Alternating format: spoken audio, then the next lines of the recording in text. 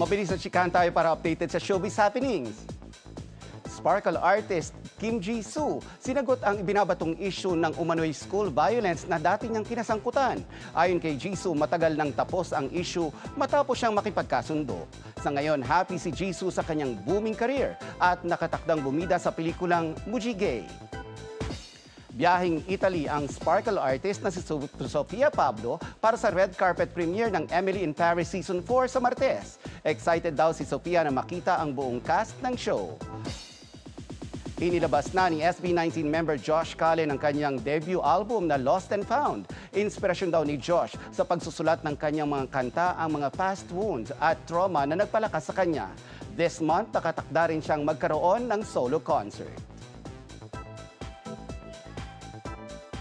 Mga kapuso, maging updated sa showbiz happenings anumang oras. Mag-subscribe sa GMA Integrated News sa YouTube. At para sa mga kapuso abroad, bisitahin ang GMA Pinoy TV at www.gmanews.tv.